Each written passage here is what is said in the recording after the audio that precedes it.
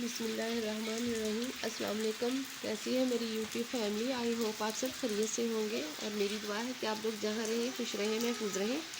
आज का व्लॉग में शुरू करती हूँ। आज हमारी सुबह सुबह ही बारिश शुरू हो गई है, ये देखो, और बारिश भी काफ़ी तेज़ है। हालांकि कल काफ़ी तेज़ धूप भी निकली थी और काफ़ी गर्मी भी थी। गर्मी की शिद्दत इतनी थी कि कल मगरिब टाइम तक जो था ना, ऐसे लग रहा था जैसे कि जुलाई की गर्मी हो, इतनी शदीद गर्मी थी। और देखिए मेरे अल्लाह ने कैसे सुबह सुबह फिर अपनी रहमत जो है बरसा दी है। देखिए कितनी शदीद बारिश हो रही है। मैंने नमाज़ पढ़ी और मैं कुरान पाक पढ़ रही थी जब ये बारिश शुरू हो गई। फिर हमने फ़ौरन से चारपाइयाँ अंदर की हैं। बादल जो है ना वो गरज भी रहा है साथ में।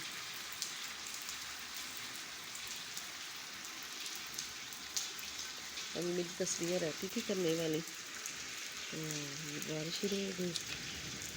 पानी इस साइड पे पानी खड़ा हो रहा है। ये देखो हमारे सारे जूते भी गीले हो गए। ये देखिए बादल गरजता हुआ सुन रहा है आप लोगों को भी।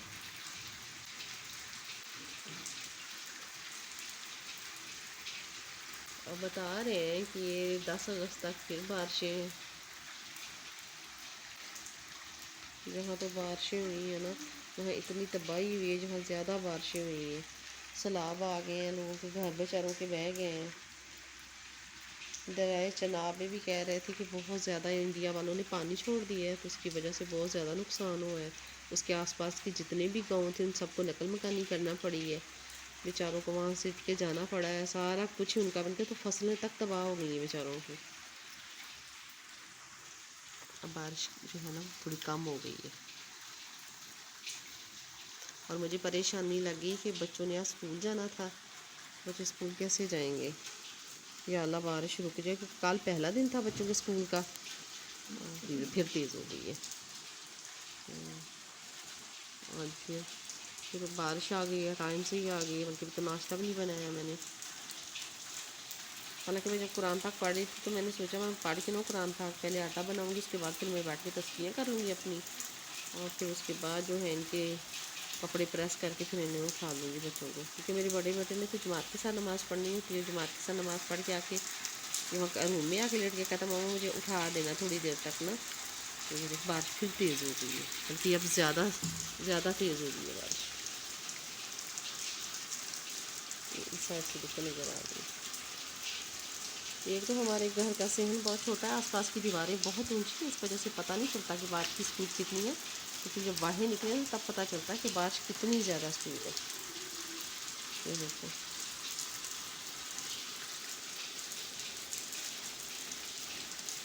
सिर्फ एक दिन बारिश नहीं हुई, कल धूप निकली है तो इतनी शदीद गर्मी थी ना, और आज देखिए आज फिर बारिश हो गई है।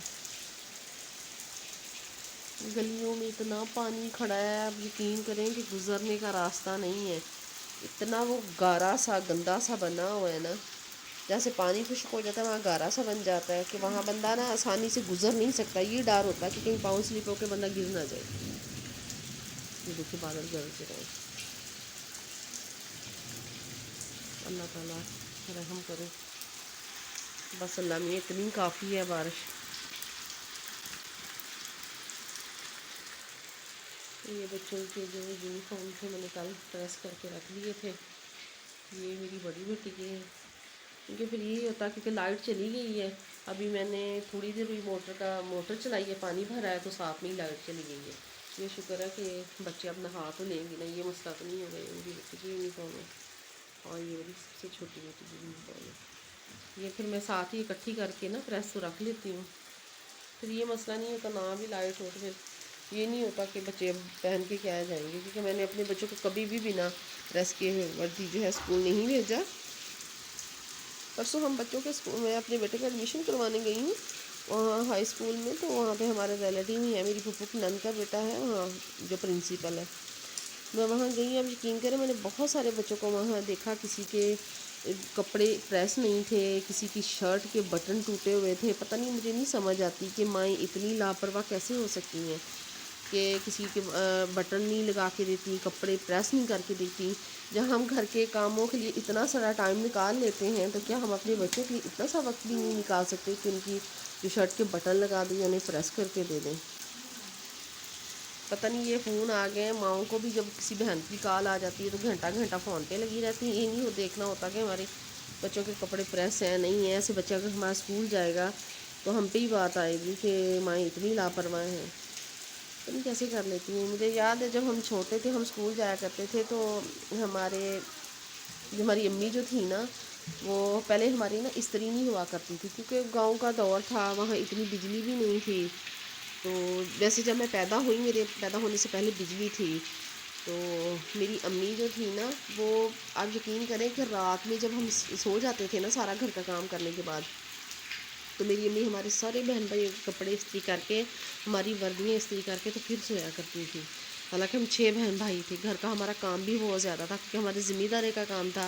फिर हमने भैंसें वगैरह भी रखी हुई थी, अम्मी घर का भी सारा काम करती थी, तो भैंसों वाले हिस्से का जो था वो भी सारा करती थी। लेकिन मेरी अम्मी ने कभी हमें बिना इस्त्री किए हुए कपड़े स्कूल नहीं भेजा था क्योंकि मेरी सन 86 की पैदाइश है और हमारे गाँव में सन 84 से के ये जो लाइट आई हुई है। मेरे पैदा होने से 2 साल पहले ही हमारी लाइट आ गई थी।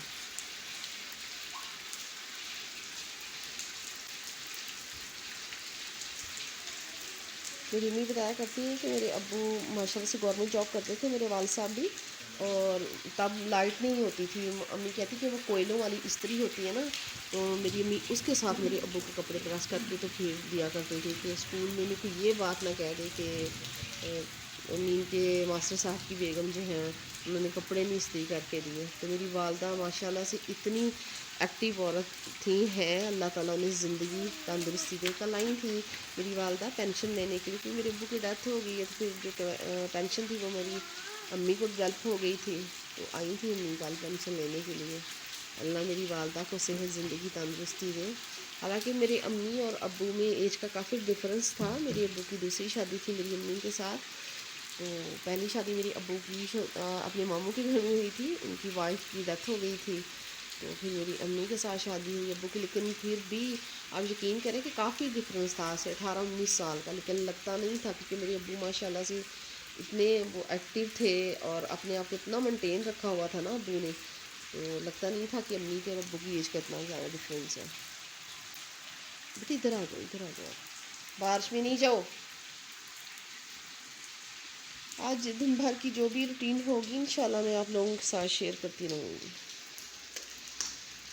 ये देखिए छोटी का हाल देखिए, जाके बारिश में खड़ी हो गई है।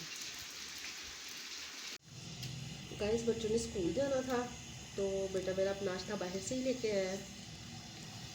छोटी ने मंगवाया अपने लिए हलवा पूरी और बड़ी बेटी कह रही थी कि मैंने कीमा और नान खाना है, तो इसके लिए कीमा और नान आया है।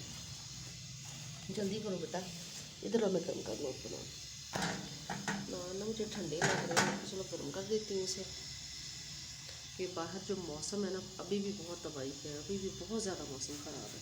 लेकिन छुट्टी नहीं करने देनी मैंने बच्चों को, पहले भी मैं छुट्टी नहीं करने देती बिना वजह इनको। हाँ इनकी तबीयत सही ना हो फिर वो अलग बात है, तो वैसे मैंने इन्हें कभी भी छुट्टी नहीं करने दी। जल्दी खाओ छोटी आप भी।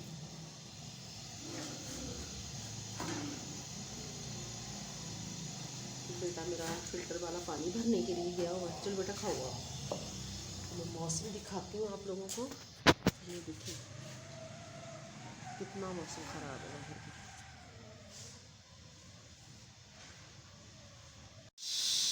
गाइस आज हमारे गैस आई नहीं है, तो पता नहीं क्या मसला है। कल भी सारा दिन गैस तंग करती रही है क्योंकि कल तो मैंने सालन घर में नहीं बनाया, मुझे पता नहीं था। मेरी फ्रेंड आई थी रात, वो बता रही थी कि कल गैस ने बहुत ज़्यादा परेशान किया हुआ है और आज खैर से आई ही नहीं है।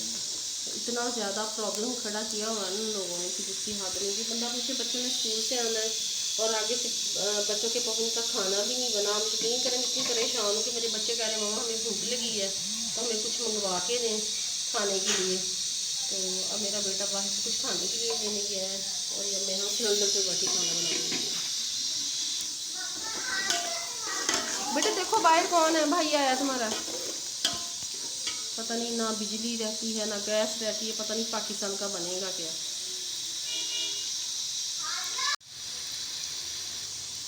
गाइस मसाला मैंने अच्छी तरह से भून लिया है। अब मेरा बेटा लेके आया रोल, उससे पता था मम्मा को भी भूख लगी हुई है।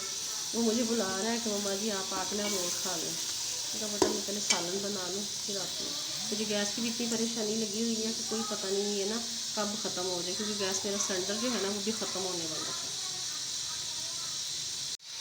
बस गाइस 10-15 मिनट लेंगे, इंशाल्लाह मेरा सालन तैयार हो जाएगा। बस यही परेशानी है कि बस मेरा गैस ख़त्म ना हो सिलेंडर वाला। तो वैसे तो सिर्फ 10-15 मिनट लगेंगे क्योंकि मैंने कभी भी पानी नहीं लगाया बैंगनों को। मैं हमेशा इसे इसकी भाप पे ही पकाती हूँ।